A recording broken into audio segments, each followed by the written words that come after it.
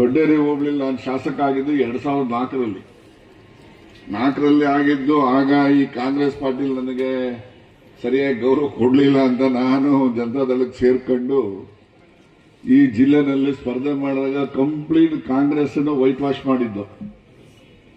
Congress complete ಮುಗಿಸಿದ್ದು ಅಲ್ಲ. ತಿರ್ಗಾ ಆ ಸಂದರ್ಭ ಗೊತ್ತಿತ್ತು ಏನೋ ಗೊತ್ತಿಲ್ಲ, ನೋಡೋಣ ಏನಾಗ್ತದೆ ಮುಂದಕ್ಕೆ. ನಾನು ಎಲೆಕ್ಷನ್ ನಿಲ್ಲಲ್ಲ ಅಂದಮೇಲೆ ತಿರ್ಗಾ ಸಂದರ್ಭ ಏನು ಬರಲ್ಲ ಅಂತ ಅನ್ಕೊಳ್ಳೋಣ. ಹಾಗಾಗ್ತದೆ.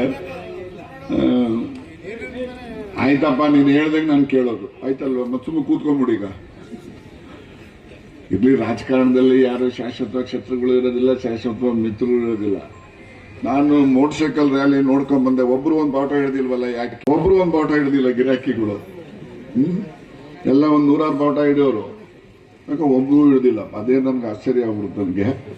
ಅದಿರ್ಲಿ, ನೋಡೋಣ ಮುಂದಕ್ಕೆ ಯಾವ ಬಾವುಟ ಹಿಡಿಬೇಕು, ಏನ್ ಮಾಡಬೇಕು ಅವೆಲ್ಲ ತೀರ್ಮಾನ ನೀವು ಮಾಡಿರೋಂತ. ನಾನಂತೂ ಇಲ್ಲ, ಯಾಕೆ ನಾನು ಎಲೆಕ್ಷನ್ ನಿಲ್ಲಲ್ಲ ಅಂದ್ಮೇಲೆ ನನಗೇನೋ ಪ್ರಶ್ನೆ ಇಲ್ಲ. ರಾಜಕಾರಣದಲ್ಲಿ ಯಾರು ಶತ್ರು ಇರೋದಿಲ್ಲ, ಯಾರು ಮಿತ್ರರು ಇರೋದಿಲ್ಲ.